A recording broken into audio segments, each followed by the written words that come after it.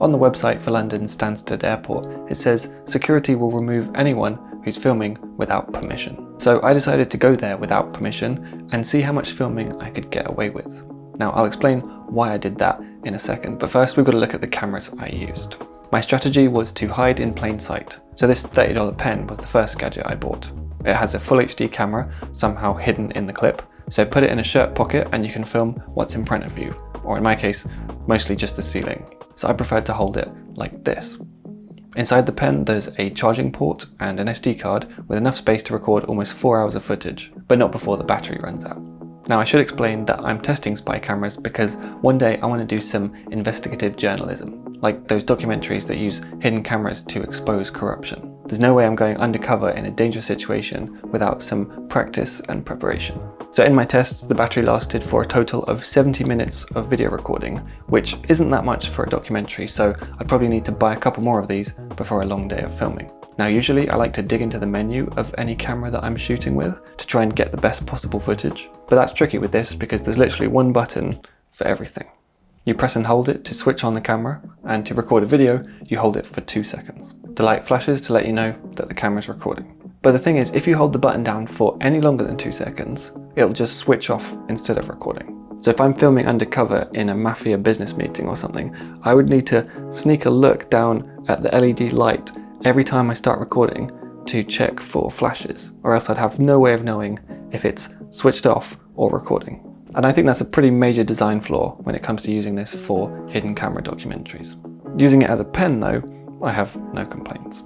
Now I had a feeling that the cheapest spy camera I could find might not be the best one, so I also spent $60 on this wearable bracelet video recorder. The premium features include slightly better video quality and a vibration when you start recording. You have to pay attention to the angle of your wrist to make sure you're not accidentally filming the ceiling, but at least I can be confident that it's actually recording. The battery lasts longer as well, about an hour and a half in my tests, and it actually vibrated to let me know that it had run out of battery, unlike the pen that just died very quietly. This one doesn't work very well as a watch though. So I tested the pen and the watch in public to see if anyone would notice the cameras, and I don't think they did. But I felt uncomfortable filming people in secret, so I've blurred their faces, since they didn't consent to being on camera. Now if I'm going to film a documentary one day that involves collecting evidence of criminal activity or corruption, then I suppose I wouldn't be so concerned about the privacy of the people that I'm filming. I guess I'd mostly just be scared in case they noticed the camera, and that's why I've decided to film in an airport. If I can't handle the pressure of filming somewhere that security could catch me, then there's no way I should even try to film in a genuinely dangerous situation.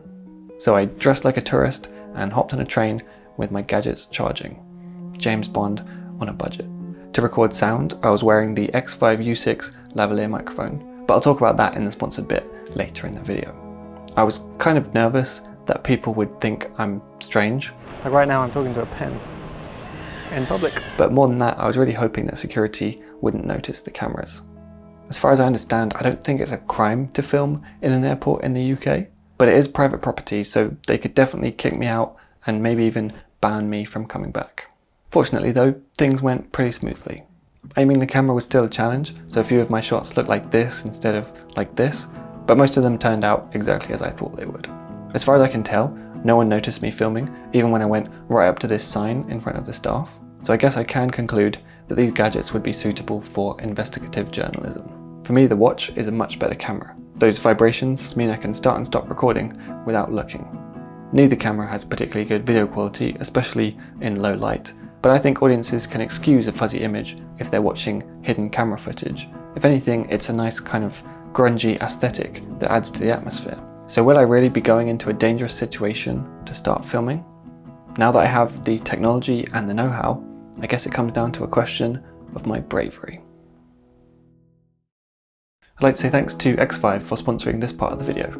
All of the sound that you've heard in this video, except for the music, was recorded with the X5U6 wireless lavalier system. The whole time I was filming in the airport, it was recording sound while clipped under my shirt, totally hidden.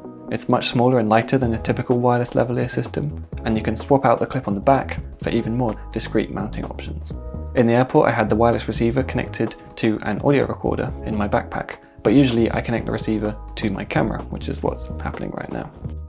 Let's do a quick sound quality comparison. You're listening to the U6, and now you're listening to the built-in mic from the watch. So if you'd like to find out more about the X5 U6, there's a link in the description. And otherwise, thanks for watching. My name's Simon Cade. This has been DSLR Guide, and I'll see you next time.